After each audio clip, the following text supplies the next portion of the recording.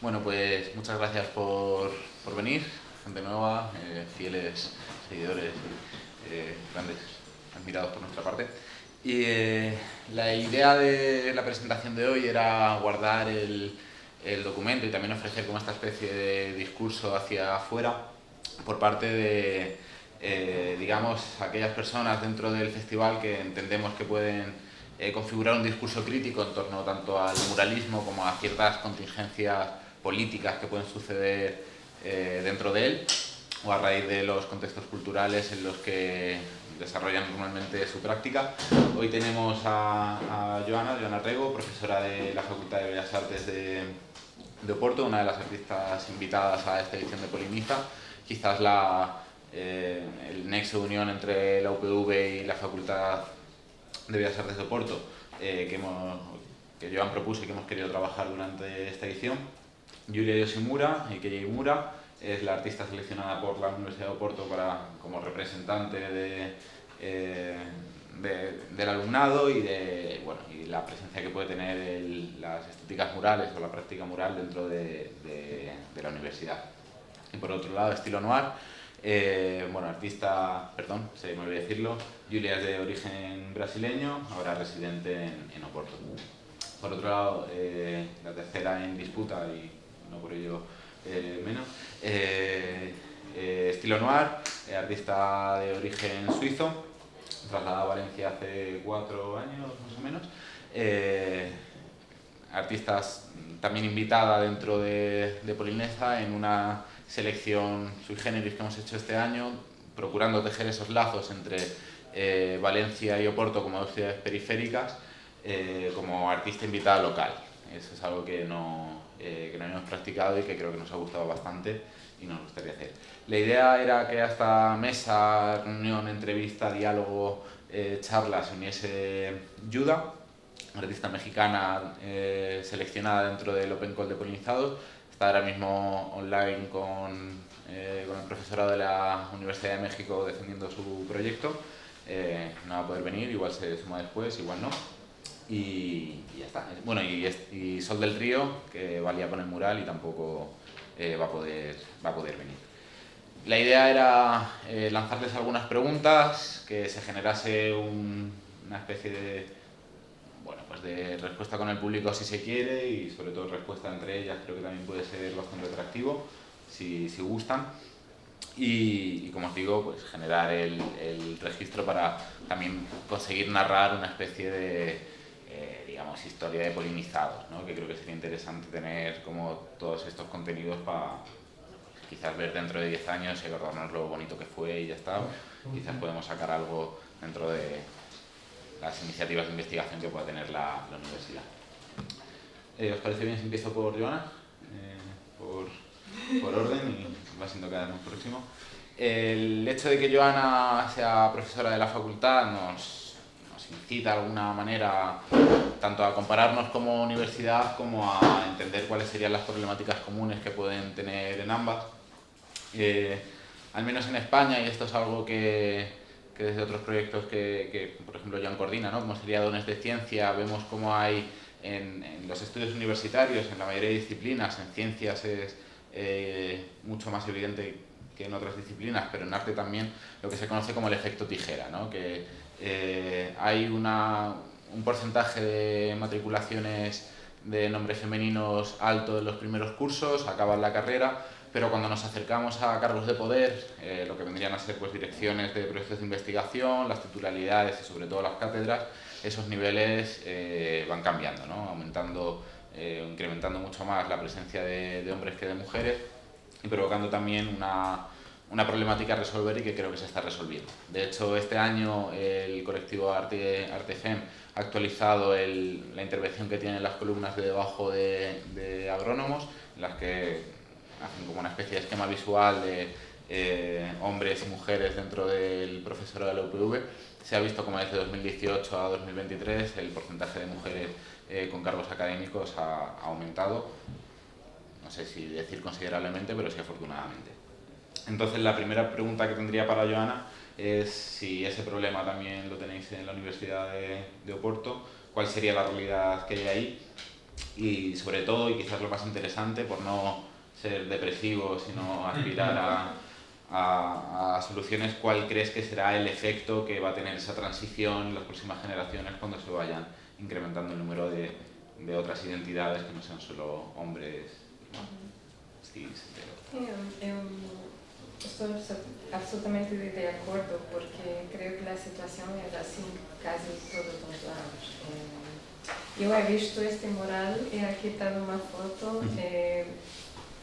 Em Portugal é lo mesmo, há muitos mais homens em cargos pedagógicos,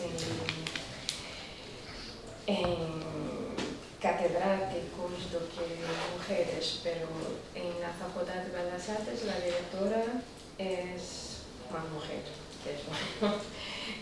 Por exemplo, em uma classe que tenho este ano, tenho 32 alunos,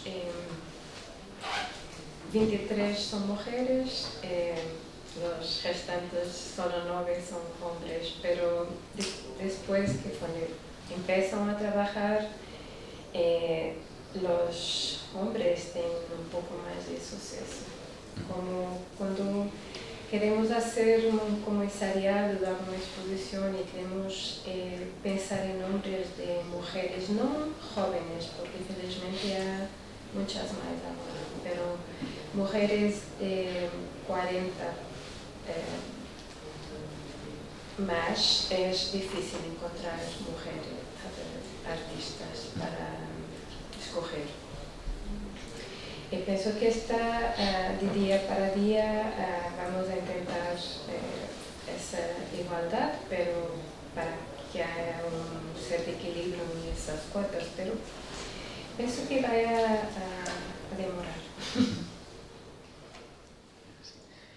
La otra pregunta que te quería hacer, o que te quería lanzar, es, bueno, o sea, sabemos, ¿no? Y de hecho hablaremos de ello con Tania, que creo que puede ser una voz activa dentro de esto, ¿no? En el arte urbano, en el muralismo, en el graffiti, se produce esa problemática de masculinización y de feminización de ciertos comportamientos, ¿no? De ciertas estéticas, también de ciertos ambientes. Y desde tu experiencia, Joana, ¿crees que esto también sucede cuando cruzas la puerta del aula? O sea, en el sentido de ¿cómo crees que afecta la feminización de ciertos comportamientos artísticos, que a su vez está relacionada con una minusvaloración de aquellos espacios donde las mujeres predominan, ¿no? Como en el arte yo creo que es evidente, dentro de las prácticas performativas, las prácticas escénicas y las artes vivas, hay una consecuente minusvaloración de esas escenas, al menos dentro de la universidad y del mercado del arte. ¿Y cómo crees que eso sucede, o cómo sientes que eso sucede en la facultad? ¿Crees que hay rangos, departamentos, asignaturas donde hay ese proceso de masculinización y de feminización del pensamiento, de la estética? Pienso que está cambiando un poquito. Yo siempre me gusta pensar que no hay trabajo femenino y masculino. Prefiero pensar que hay un buen y mal trabajo, independientemente del género de quien lo produce. Pero por veces hay grupos que prefieren colectivos, que prefieren juntar solo mujeres o solo hombres, pero pienso que hay diferentes sensibilidades entre las personas, y eso a veces se nota en el proceso de trabajo y los resultados, pero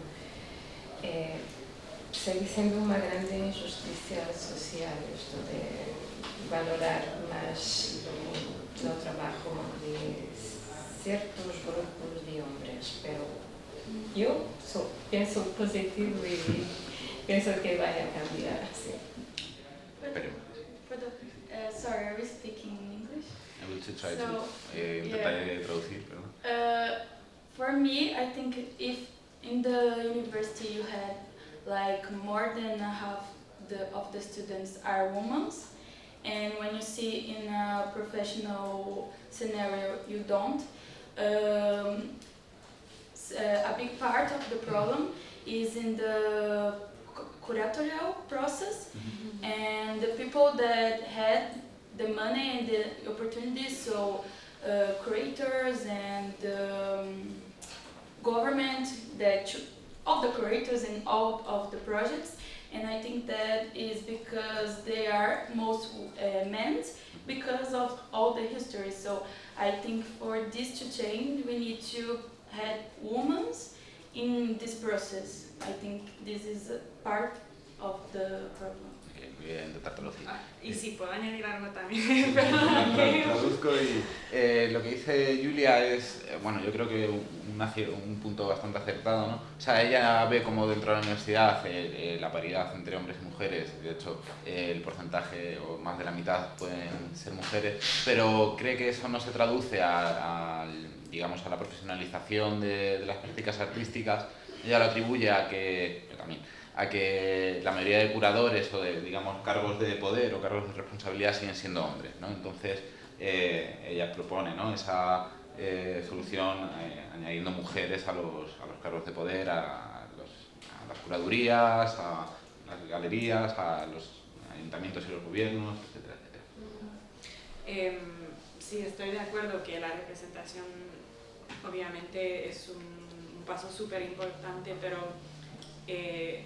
también como las mujeres podemos hacer parte del problema, en plan, si no desconstruimos el problema dentro de nosotras. Por ejemplo, yo estudié diseño gráfico y fue en una escuela de arte en los Estados Unidos y por ejemplo, algo que pasó que se quedó en mi mente muy memorable es que el último año de estudios en el departamento de diseño gráfico daban un montón de premios a los mejores estudiantes y yo en diseño gráfico no era de las mejores para nada, pero aunque la mayoría de nuestros profesores eran mujeres, se notaba muchísimo, hablamos mucho entre las mujeres que daban preferencia a los estudiantes hombres, aunque eran la minoría, había como 10-15% de hombres, y les daban mejor notas, no les regañaban cuando no venían a clases, les daban como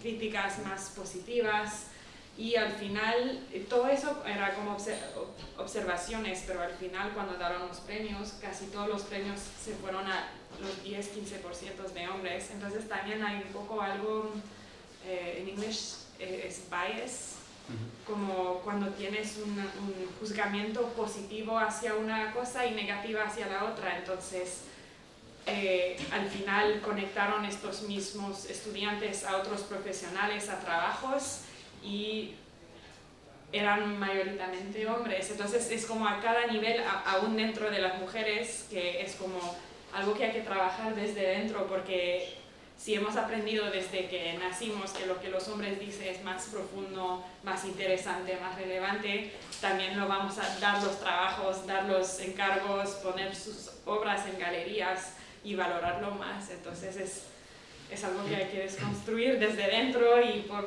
todas las clases, todos los lugares. Can I say something? Yeah.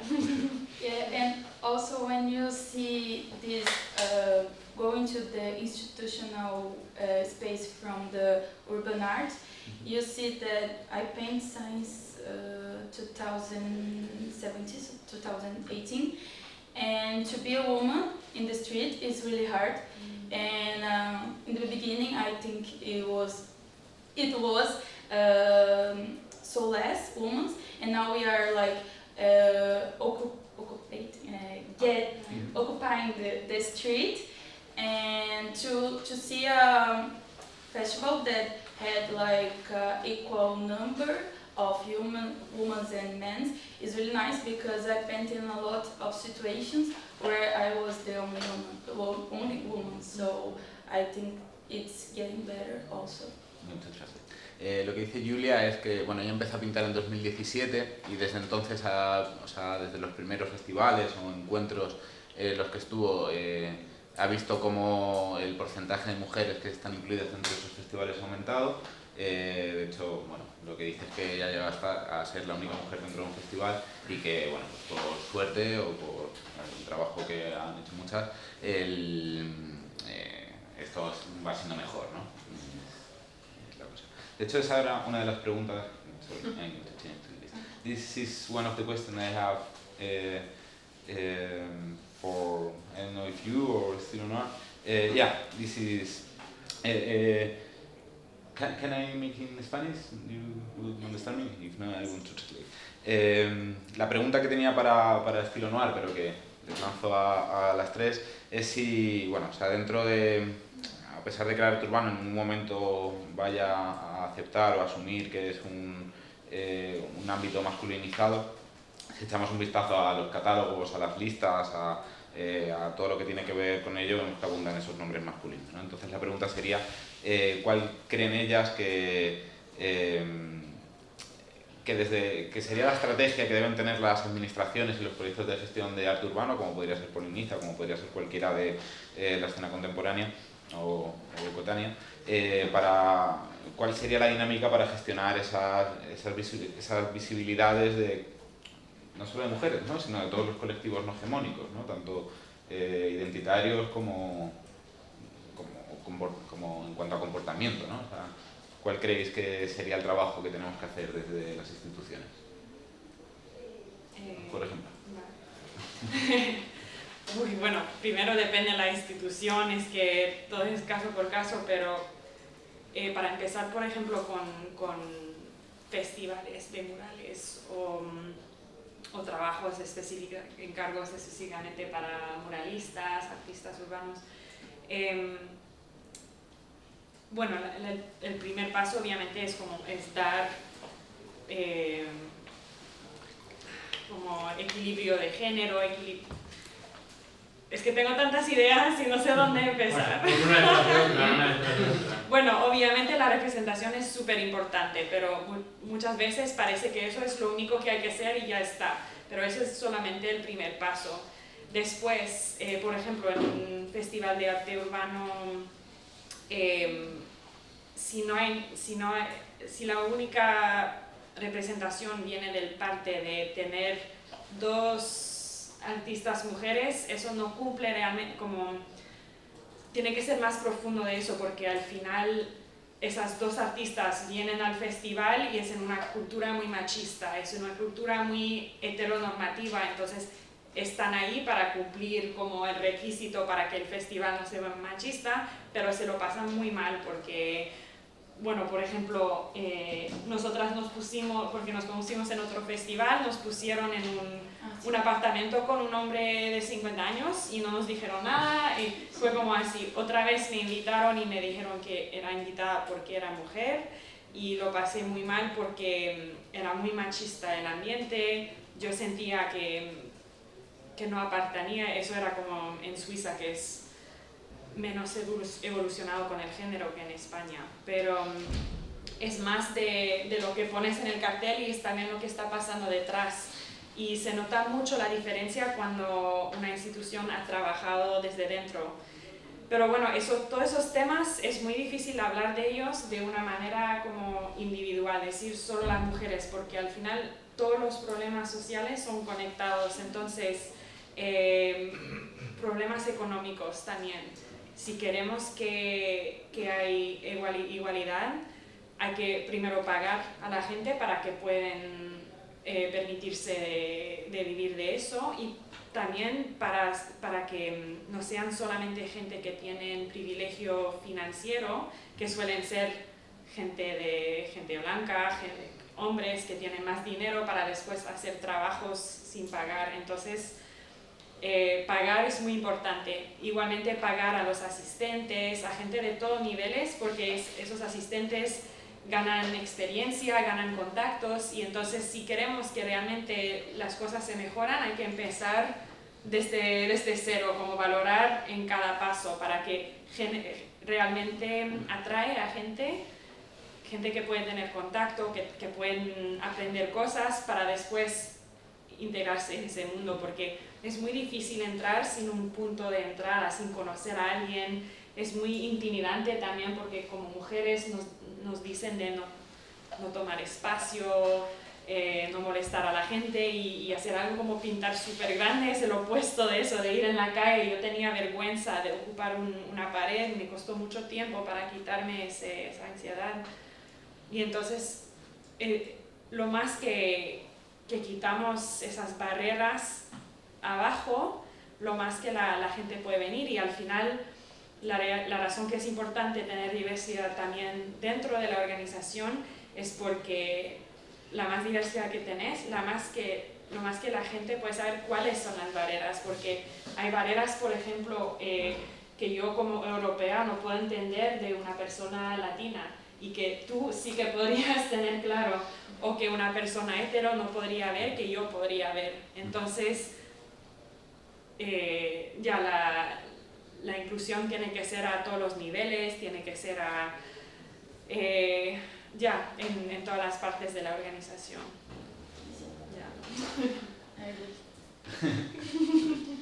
Y a mí no me gusta mucho las exposiciones solo de mujeres, porque pienso porque sé que es un cliché, pero no hay exposiciones solo de hombres, o exposición hombres artistas, no es una exposición normal. He participado en algunas, pero no me gusta, y pienso que podría haber siempre estas limitaciones de un cierto equilibrio entre los géneros, porque solo de mujeres parece que es algún regalo que están dándome, ¿no? Que tenemos que nos importe. Pero al final es una oportunidad, ¿no?, que se da para gente que, en este caso las mujeres, que les cuesta más llegar. Entiendo lo que dices tú, pero al final es lo que has dicho antes, que se debe valorar, yo creo, el trabajo bien hecho. Si hay talento, independientemente de que sea un hombre o una mujer. Pero es verdad que es una oportunidad de dar a conocer a personas que si no tienen esa oportunidad, Sí. creo yo. Sí, yo estoy de acuerdo que hasta que tenemos igualdad necesitamos cosas que específicamente sean para... Sí. Lo único que diría es que muchos de esos espacios que son para mujeres al final también son bastante cerrados, porque tampoco suelen ser muy críticos de ideas de género, en plan es muy binario, es como hombre, mujer, y hay otra gente, y entonces ya eso quizás es mi crítica, porque al final no toda la gente que está discriminada por género son mujeres tampoco, entonces ya es muy complicado al final. Sí, de hecho quizás ese es otro melón que abrir, ¿no? Otro estadio de la crítica a las identidades del arte urbano, ¿no? O sea, como la poca presencia que hay de identidades no binarias, de otras perspectivas identitarias, ¿no? Que quizás no encuentra ahí su sitio, o no hay como, no sé, no se ha conseguido definir quizás como en otros sectores de la producción artística. Pero bueno, rescatando una de las movidas que has dicho, Tania, le voy a preguntar a Mura, en un tuesday. O sea, en cuanto Tania ha dicho, ¿no?, que al final lo que se puede reconocer como voces activas, ¿no?, o sea, el hecho de cuál es tu perspectiva identitaria te puede permitir hablar de, bueno, pues con ciertos criterios de unas y otras cosas. Me apetece preguntarle a Mura, ahora que has tomado distancia con el contexto brasileño y que te has acercado al portugués, cómo dialogan para ti ambos contextos, ¿no?, teniendo en cuenta esa, bueno, pues toda la perspectiva colonial que puede haber en la relación entre ambos países, ¿no? Y si crees que eso hay, y de hecho creo que es una pregunta que también lanzaría a Joana. O sea, tenemos claro cuál, más o menos, ¿no?, o sea, cuál sería la relación de España con otras latinidades, pero la de Portugal, por lo menos el amplio sector español, se nos queda un poco difusa, ¿no? Entonces...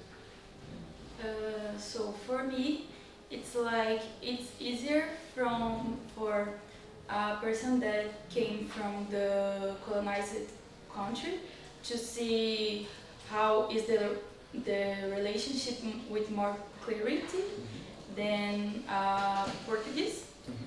But for me, it's just like some people want to see, some people don't want.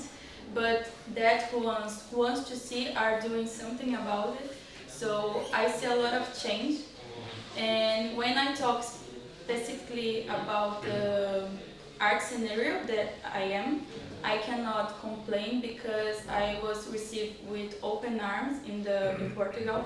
I had like a lot of opportunities. I am like the represented student from Portuguese university. So yeah, I am Brazilian. So I am getting a lot of opportunities. So in the art scenario, I felt really embraced. So I think a lot of things are changing, and for me, it has been really good. Diana, ¿quieres? En Portugal agora temos moitos estrangeiros vivendo, creo que agora estamos abrindo horizontes, non somos tão cerrados como no pasado. É máis interesante esta publicidade con outras culturas, está mejorando. Pues nada, por ir acabando, no sé qué tal vamos de tiempo, pero no, creo que bien, y por abrir antes de irnos las preguntas, nada, quería haceros como una pregunta general sobre cómo entendéis la propia realidad de la escena de arte urbano, ¿no? O sea, como algo más específico desde un pensamiento también político, ¿no? Y sobre todo con aquello que tiene que ver, es una pregunta que tenía preparada para Tania, pero creo que se puede lanzar a todas, ¿no? Que es, ¿cómo entendéis la relación que hay entre esa difusa o esa difusión de libertad de creación dentro del arte urbano y la transformación que ha tenido como acción performativa, como respaldada y consentida por las administraciones públicas?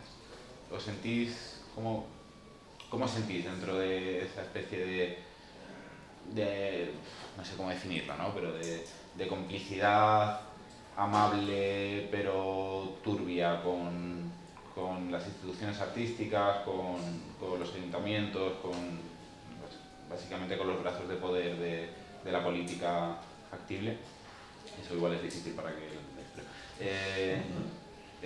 eso, ¿cómo sentís con la institucionalización del arte urbano, básicamente? O sea, ¿y cómo relacionáis con ella? Yeah, but you want to? Okay. I think like graffiti starts like with a vandalism act. So of course it breaks all the beginning of everything, but at the same time you can give work and you get professionalism from this, and artists can live from this. So I think everything, the art is always changing. So at the same time that it changed the meaning of doing this, it's good because now we are like validando, dando valor for the artists. So everything get like a good side and a bad side, and at the same time, if you want to do vandal, you can also do. So it's like, for me, it's good in this way. Voy a traducir rápido. Nada, lo que dice Julia es que bueno, o sea, que al final este tema de institucionalización del arte urbano, a pesar de que viene de ese origen vandálico y tal, no deja de ofrecer una realidad que es poder vivir de ello, ¿no? Y que es algo a valorar y que es algo a apreciar y que todavía, como a varias de nosotras, pues nos agrada. Y matiza que siempre podrá seguir pintando ilegal. Entonces... And also I think now you let art more democratic, because street it's a democratic place, it's a public space so anyone can see, and you had like investment in art that anyone can see. It's different than a museum, and everything that is private, not anyone can be. So it's good, it's political art. También dice que, bueno, eso, que el arte público arrastra ese proceso de democratización del arte en general, ¿no? Acercando a la calle como espacio público y democrático, ¿no? ¿Has dicho? Aquello que dentro de otros espacios no es visible para el público general, ¿no? O sea, todos aquellos espacios privados en los que no se puede llegar a ver. Yes. perdón por la traducción, que me invento cositas, pero está bien. Pues estoy de acuerdo con lo que dijo Mura, y es que hay muchas perspectivas sobre ese tema y la verdad es que entiendo todas, como las entiendo todas, que por ejemplo hay muchos grafiteros que vean lo del muralismo como un poco sell out, en plan no es de dónde vino la historia del arte urbano, y porque la verdad es que el muralismo salió del graffiti, y sin el graffiti nunca hubiéramos podido estar aquí. Y dice que no. Estoy en desacuerdo. Ah, vale, bueno, es que yo pienso que han empezado... desacuerdo con esa lectura canónica del origen del muralismo. Vale, bueno, entonces... No, hombre, que la tienen muchos grafiteros puros, entre comillas, es exactamente esa lectura. Vale, bueno, entonces puedo aprender más sobre el tema. Pero de lo que he entendido es que sí que debemos bastante a la gente que estaban pintando ilegalmente y todo eso, y que han abierto la puerta para muchos de nosotros. Yo, por ejemplo, no hubiera empezado a pintar en la calle si no hubiera visto que era más accesible para...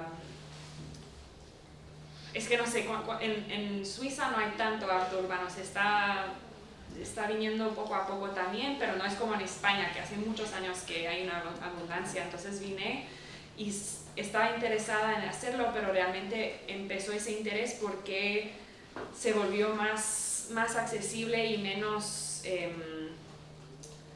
es que no tengo las buenas palabras, pero menos vandalismo, en plan se podía ir en la calle, porque por ejemplo para mujeres pintar en la calle, si lo haces sola, porque cuando es vandalismo tienes muchas veces que hacerlo o en grupo, familia, no sé qué, que suelen ser hombres, o lo haces durante la noche, y yo no me sentiría cómoda de ir sola en la noche, aún durante el día cuando pinto y tengo mi espalda a la calle, me siento un poco insegura, pero todo eso es para decir que el hecho que se ha vuelto como más aceptado, más abierto, también significa que más gente lo vean como posibilidad para juntarse. Entonces no son solamente los perfiles típicos que se vean en esta posición. Entonces yo, por ejemplo, al ver más mujeres haciéndolo, que seguramente más lo han hecho porque veían que se podían hacer de manera segura, que se podían hacer con encargos, en espacios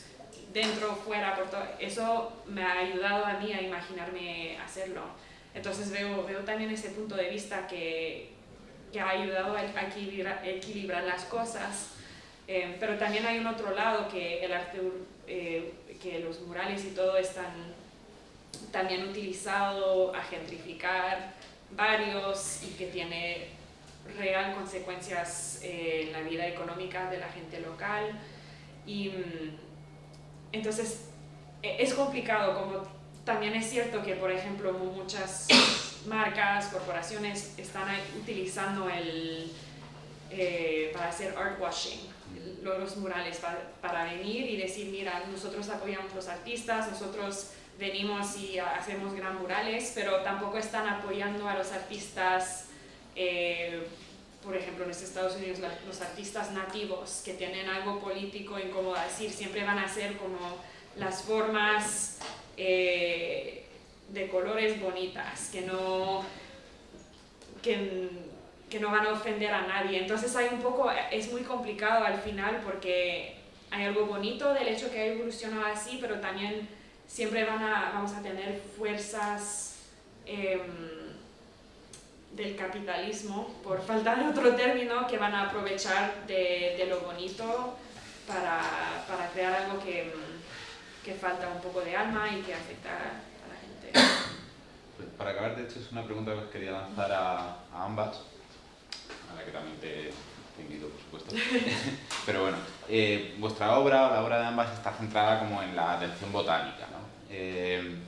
Al final es una práctica que se ha popularizado en los últimos años y que en muchas ocasiones se ha tildado, se ha criticado, ¿no?, como apolítica, como complaciente con cierta, lo que decía Tania, básicamente, ¿no?, con ese art washing. La pregunta es, ¿creéis que hay un papel social en eso, en pintar, en regalar flores. So, for me to think that nature is something apolitical, it's because we treat nature like a scenario from our lives. So it's something with life. It can't be apolitical. And also, I born and grew in São Paulo.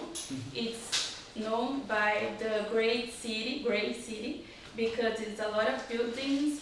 The river are dead, like less trees. Really, it's just everything is gray. So nature is not something present there. And for me, when I started painting the street, this has been bothering me since I'm a child. So I don't want people to get used to live like this. And I think I paint botanical and plants and flowers to people remember the importance of nature, and also not to overlook like it was a background of her life, and really is its life. So I think nature is something really political, and to make people to think more sustainable ways and everything. Traducción rápida y nada, lo que dice Julia es que bueno, al final la naturaleza siempre va a ser algo político porque es el entorno en el que vivimos, el contexto en el que habitamos. Ella al venir de Sao Paulo, siendo una ciudad gris, de hecho introducir la naturaleza dentro de la ciudad, ¿cómo has dicho? Que es bonito. Background. Claro, ofrece también como un escenario, como un escenario a la propia vida de la ciudad, ¿no? Básicamente. Y perdón por la traducción. Perdón por mi español. Yo no pinto siempre temas relacionados con la naturaleza, pero desde la pandemia he empezado volté a pintar la paisaje porque he sentido mucha falta de lo verde, porque estábamos cerrando en nuestras casas y no tengo jardín. La hoja de planta que estoy pintando fue la primera planta que he comprado cuando pude salir.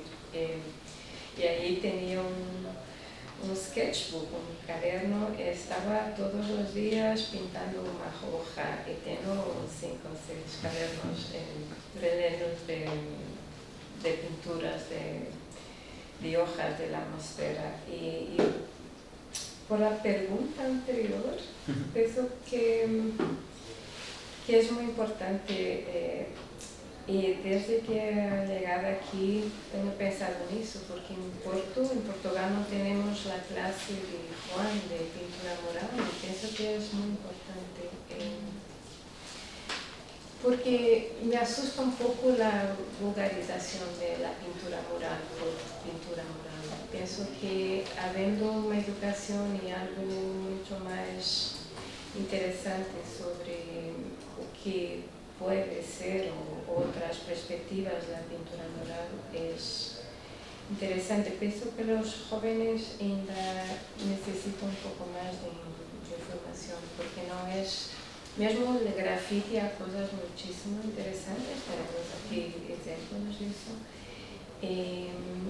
Pintura mural está explorando cosas muy interesantes, pero a otras mucho menos de egos, porque pregunto por qué prefieres pintar murales a lienzos, porque he visto por mucho más gente. Tiene que ver más con egos y con otras cosas do que pasar una mensaje o decir algo. Pienso que es visible por mucho más gente. Y pienso que no es suficiente, tiene que haber mucho más de eso. Me gusta esa respuesta. Bueno, pues abriendo ya hay por alusiones. Sí, yo voy a comentar, evidentemente, mi experiencia como impulsor hace 18 años de Poliniza y como comisario estos últimos 8 de Polinizador, ¿no? Primero, en relación al tema de presencia femenina, ¿no? De visibilización de la mujer. recuerdo, creo que fue el año pasado, ¿no? Lo tuvimos muy difícil para seleccionar mujeres.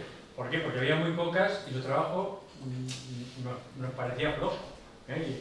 Y después la política de turno, hay muy pocas mujeres, y tuve que argumentar que bueno, pues había poco, pues si de 150 había 15 mujeres y de las 15 pues pensamos que solo se podía defender dos trabajos, pues solo hay dos de 6 o de 7, ¿qué le vamos a hacer? ¿No? Y desde luego también a lo mejor eso es de formación universitaria. Mi criterio a la hora de valorar un trabajo visual es el trabajo, es decir, mi criterio. No si es de hombre, si es de mujer, si es de esto, si es del otro, si tiene 15 años o es nonagenario. Es decir, porque el trabajo es interesante, propone algo, me dice algo.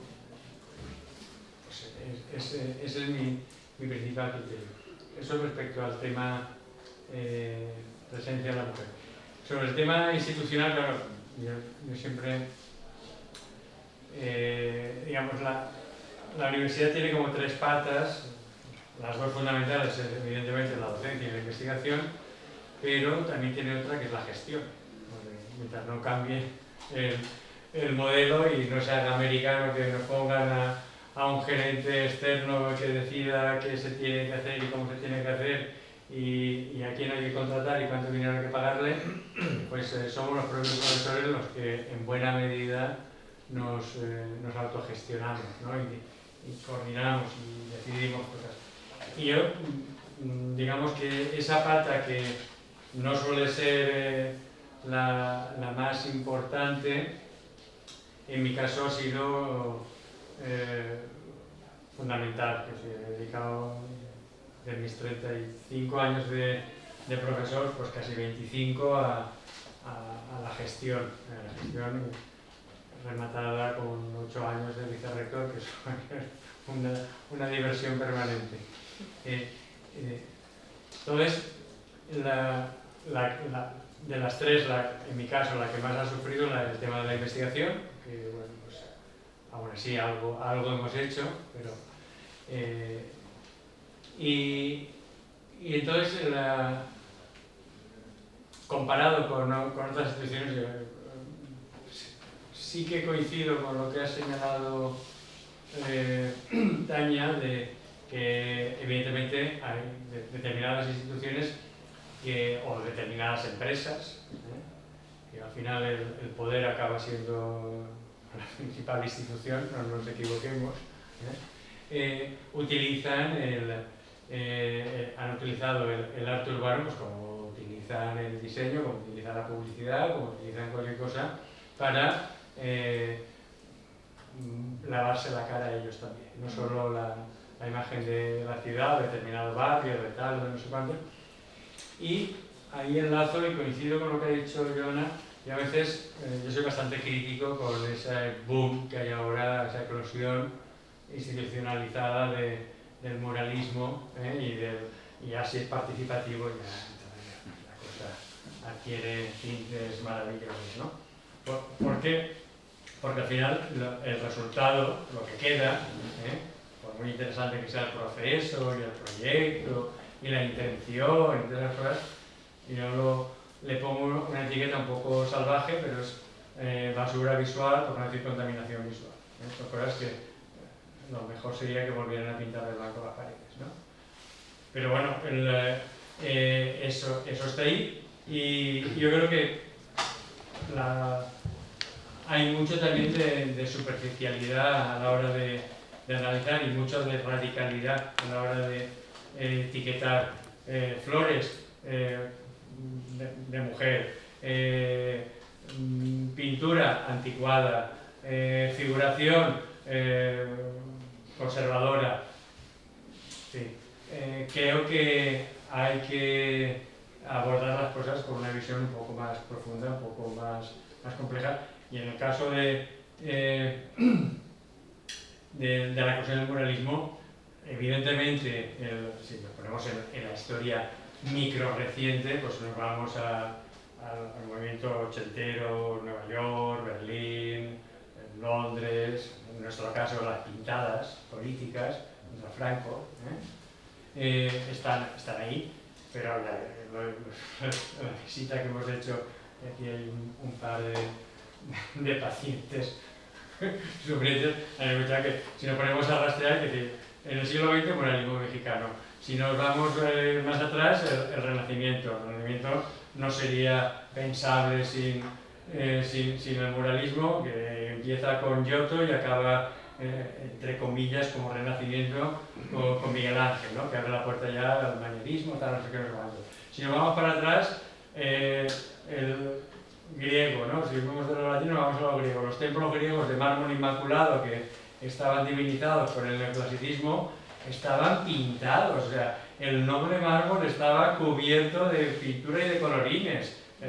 Si no vamos más atrás, las pirámides mayas exactamente igual, y las egipcias, que son más antiguas todavía, estaban recubiertas y tenía un sentido estético, decorativo, ilustrativo, didáctico, no sé qué, no sé cuántos, pero también tenía un sentido funcional, porque el ladrillo, si tú le pones un mortero y además le pones una pinturita de cal, que es un mortero de cal, impermeabiliza y hace que ese murito dure muchísimo más tiempo. Entonces, yo decir que las cosas, bueno, pues los jóvenes, pues evidentemente los jóvenes se enganchan al graffiti ochentero y ese es la génesis y el origen de todo. Pero bueno,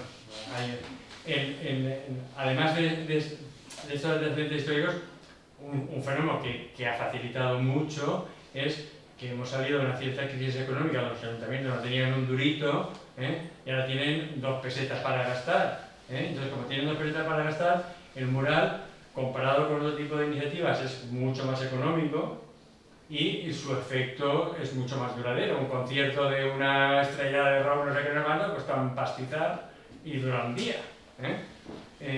Si además es participativo, encima llega mucha gente, no sé qué, no sé cuánto. Entonces, todas esas entrecruzamientos de diferentes elementos, pues han hecho que sí, que se haya puesto muy de moda. Yo cuando empecé con Poliniza, mis compañeros de rectorado decían: "¡Estás loco! Nos van a quitar toda la universidad, esto va a acabar hecho en estercolero, no sé qué". Llevamos 18 años y la verdad es que no ha habido ningún efecto. Además, yo al principio lo hacía muy bien. Aquí, por el día institucional, por la noche, y fuera de aquí, vosotros sabréis, ni dentro ni salgo, ¿no? Entonces, todo es más o menos complejo y lo que sí que hace falta es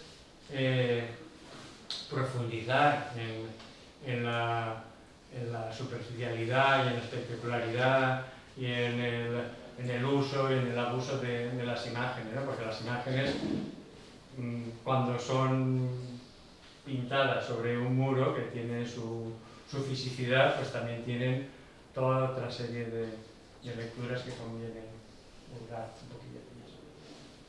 No me das bicho, perdón.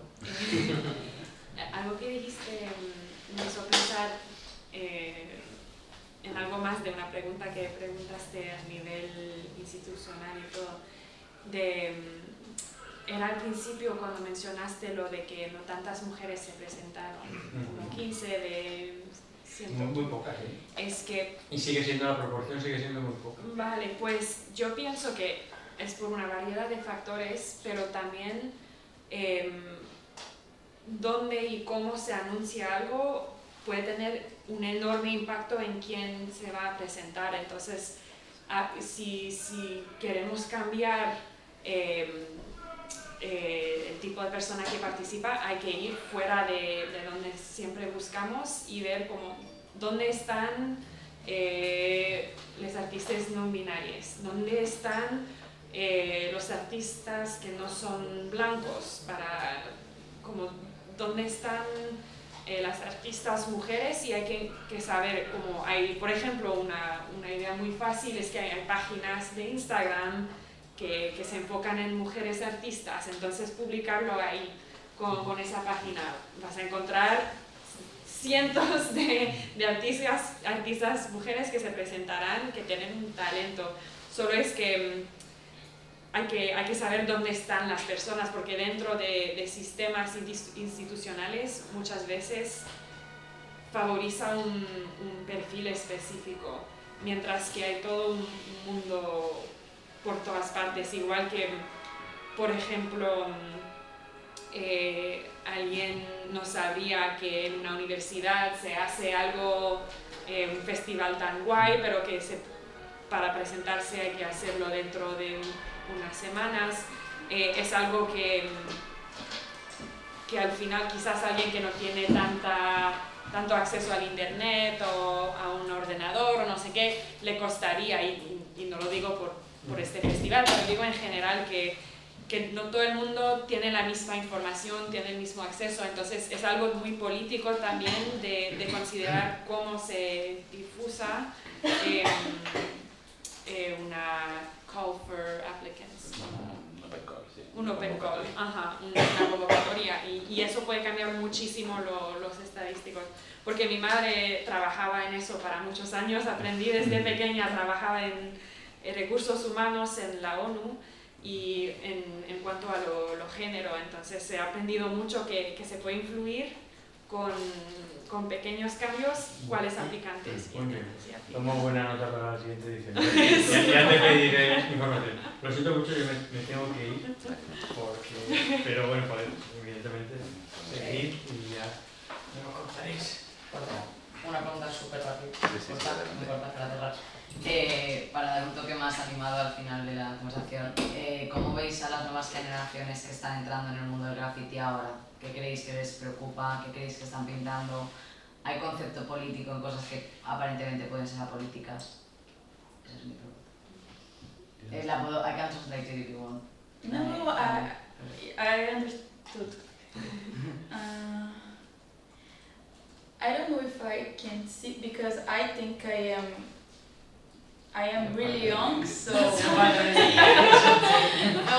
I think me and Yuda, that is not here, we have 25 years, so I think it's beginning to break some barriers, some walls, because I start to paint with a group of old guys that was pioneers in São Paulo, because I work with one of them, and I saw a lot of things that are so much tradition in them, like graffitis, this, graffitis that, and you can only use this. You cannot use brush, you cannot use paper, you cannot use anything that is not the cap and the spray. And also they always talk like, in my time, this is not a spray, we paint with spray that paint cars. And I was like, okay, and they don't use masks and everything. So I think now the graffiti rules are breaking a little, and people are painting with what they want, are doing stencils, are doing collages and everything. So I think now it's more free, because it's always the young people don't listen, the old ones. So now I think everything is more free, and new things are coming, I think, by technical, and also the images. I think it's not anymore like the letters, the characters. It's everything changing, but also remain with a new language like DTLS. It's letter, but it's so different. So I think it's really nice to have like this freedom, because I think before they wouldn't accept it. So I think it's nice. Thank you. Traducción rápida para el resto. Nada, lo que dice Julia es que, bueno, o sea, ella cuando empezó a pintar empezó con un con un grafitero de vieja escuela, ¿no? De São Paulo. Sí, Pinho Ribeiro, como que dos primeros, claro. Mesmo. Entonces, bueno, ella ha visto cómo se están rompiendo ciertas barreras que vienen a romper la tradición de los discursos del graffiti, pues, tanto técnicas como estéticas, como demás y demás, y que eso, pues, ella cree que a través de ahí se producirán como pues, nuevos comportamientos o nuevos lenguajes. Sí, sí, claro. Pues yo siento que, bueno, también estoy de acuerdo con ella porque yo pinto con pincel y también siento que para grafiteros no es como de grafiteros de muchos años, es como, ¿por qué no vas con spray? Yo empecé con spray. Ajá. Porque todos, spray, ok. Because I used to use brush. Pero también siento que como con temas políticos siempre van a ser reflejados con nuevas generaciones, entonces no sé si lo puedo decir tanto de nuevas generaciones aquí en Valencia, la verdad es que no lo sé, pero sé que como esta nueva generación está un poco más atenta al cambio climático, está muy como hay mucho más feminismo, mucho más, entonces eso siempre se va a reflexionar, pero no es solamente en el arte urbano, es como en el arte en general, y esos temas también van a fluir en la calle. Ya. Pienso que la realidad de Porto está cambiando un poquito, porque antes era el graffiti prohibido en locales como Diogo estaba contando en la visita, y ahora sitios en que se pueden pintar. El ayuntamiento deja murales para una vez por año. Por concurso pueden pintar y a otros sitios en que se puede hacer. Pero es lo mismo, personas que tienen un mensaje y quieren decir algo y tienen proyectos muy interesantes y otros que no, que solo quieren tener público y pintan lo que les apetece sin grande sentido. Yo quería hacer, yo estoy preparando mi tesis sobre la representación de las mitologías, de la mitología grecolatina en el arte urbano. Entonces, yo quería hacerles dos preguntas. Una, que ¿cuál es su motivación para haber elegido realizar arte urbano? Y otra, que ¿cómo eligen la temática a pintar? I don't understand the last one. Do you select your style, your matter, the thing that you paint? Expressing lines and flowers. Why you paint what you paint? Okay. And the first one was why we paint in the streets. Yeah. Okay. ¿Quieres empezar por una vez? Soy una invitada, pero mi trabajo no es sobre arte urbana, por eso voy a dejar las cuestiones para So I start to paint commissioned murals first. I always paint since I was a little, and I start to paint restaurants and something like this. Then I get the opportunity to work with Binho Ribeiro. It's a graffiti artist from São Paulo, and with assistant of production. I didn't paint with him, but I helped him in a lot of things.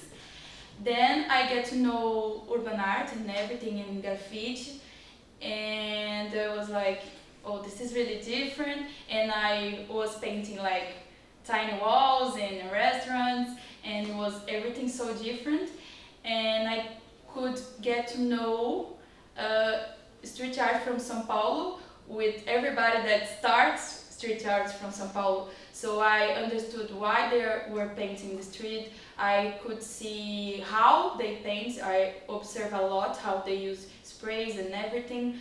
So when I see this universe and how they could interact with people, and also when you paint in Brazil, a lot of people lives in the streets, so we had like a total different contact with people. We paint a lot in favelas also. I started painting in murals in the schools on favelas.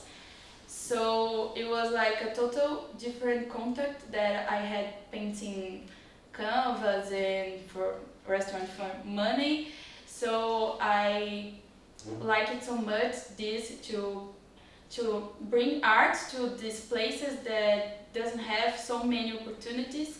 Like someone that lives in the street only can see art in the street. They will not be in a museum. So I like it and I get in love with this and start to paint because of that. Okay, traducción rápida, a ver si me acuerdo de todo. Ella empezó pintando murales para restaurantes, o sea, murales comisionados y piezas comisionadas. Cuando empezó a currar para Piño, ahí se imbricó con bueno, pues al final con la gente que trajo el arte urbano al menos a Brasil, pero vamos, a Sao Paulo. Y a través de ello pues también empezó a encontrar las diferencias que había tanto en esos curros comisionados como en la pintura de estudio, el lienzo y tal.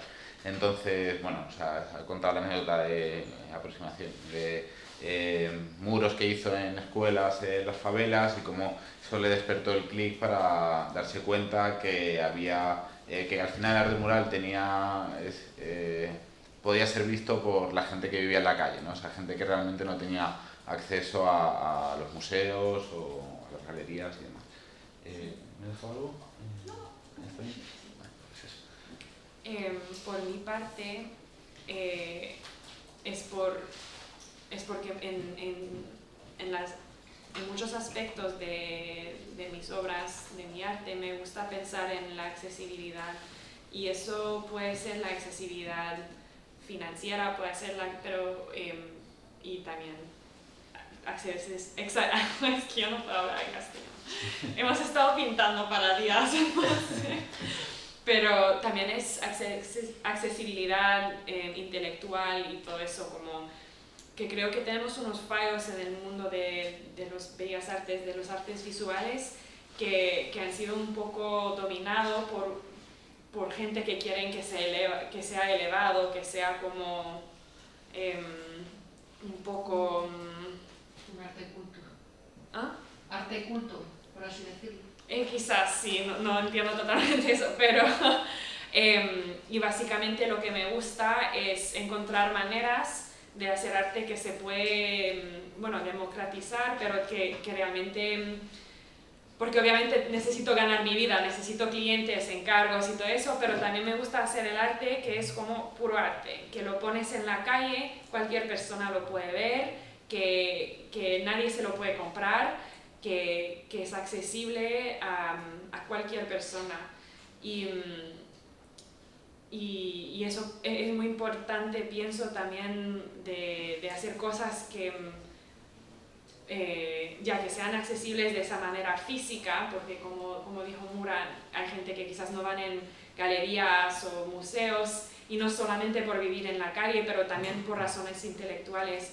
Y por eso me gusta hacer arte que la gente puede encontrar en su día a día, pero también me gusta hacer arte que tiene un impacto visual, que a veces la gente puede interpretar de su propia manera sin tener que sentirse que necesitan educación en historia del arte o que se sientan pequeños, no sé.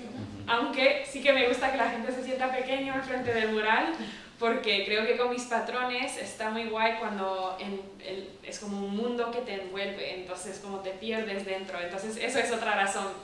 En pintar en grande, el impacto de la obra es muy diferente del tamaño en lo cual dibujaba para muchos años, que es sobre papel, lo ves, es como bonito, pero cuando ese mundo se envuelve es como, así lo veo en mi cabeza y lo puedo compartir en grande.